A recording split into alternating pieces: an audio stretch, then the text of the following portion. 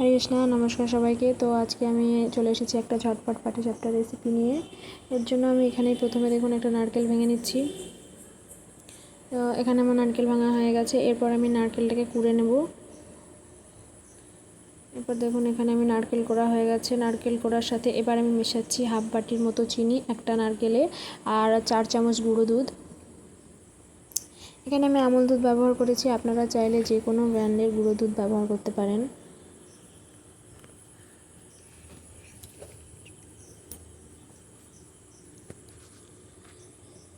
এবার আমি এগুলো দিয়ে ভালো করে নারকেলের সাথে এটা মেখে নেব, কেননা এই নারকেলের সাথে যতটা আপনারা ভালো করে মাখবেন তত এর ভিতরে ফ্লেভারটা চলে যাবে, আর খুব সুন্দর একটা টাইট পুর তৈরি হবে পাটিসাপটার জন্যে।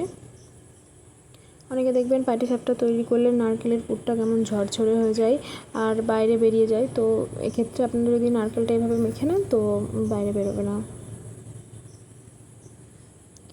এবার আমি এটা ভালো করে মেখে নিয়ে কড়াইতে দিয়ে দেবো। আর যারা একটু সাদা পুর খেতে পছন্দ করেন তারা নারকেলটা একটু ঘন ঘন নাড়বেন, আর যারা একটু পুরটাকে লাল করে খেতে চান তো একটু রেখে রেখে নাড়বেন যাতে নারকেলটা লাল হয়ে যায়। তো আমাদের এখানে নারকেল আমরা একটু লাল পুর খেতে ভালোবাসি, তো এই জন্য এখানে একটু রেখে রেখে আমি এটা নেড়ে নিচ্ছিলাম। এরপর আমি এখানে 2 চামচ চালের গুঁড়ো, 1 চামচ ময়দা এবং 1 চামচ সুজি ব্যবহার করেছি।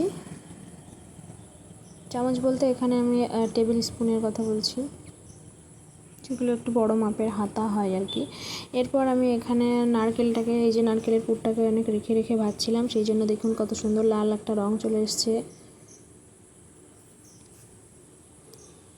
এই যে এবার এখানে আমার নারকেলের পুরটা একদম রেডি হয়ে গেছে, আর আমি ওখানে নামিয়েও নিয়েছি। এরপর আমি একটা প্যানে একটু অয়েল ব্রাশ করে নিচ্ছি। তো এরপরে আমি এই যে দেখুন ব্যাটারটা দিয়ে দিচ্ছি, আর ব্যাটারটা আমি একটু পরিমাণ মতো দুধ দিয়ে গুলেছি। এটা আপনাদের যে যেমন ব্যাটার পছন্দ করেন তেমন দেবেন। অনেকে আছেন পাতলা পাটিসাপটা পছন্দ করেন, অনেকে মোটা, তো আমরা একটু পাতলাই পছন্দ করি, এর জন্য এই যে এখানে দেখুন পাতলা করে দিয়ে দিয়েছি। আর এবার আমি এখানে পুরটা দিয়ে দেবো, আর এই যে এরপরে ভাজ করে নেব। তো এই যে এখানে নারকেলের পুরটা দিয়ে আমি সুন্দর করে ভাজ করে নিয়েছি, আর এই যে এখানে আমার পাটিসাপটা একদম রেডি ভোগ লাগানোর জন্যে। তো নমস্কার, কেমন লাগলো রেসিপিটা সবাই জানাবেন।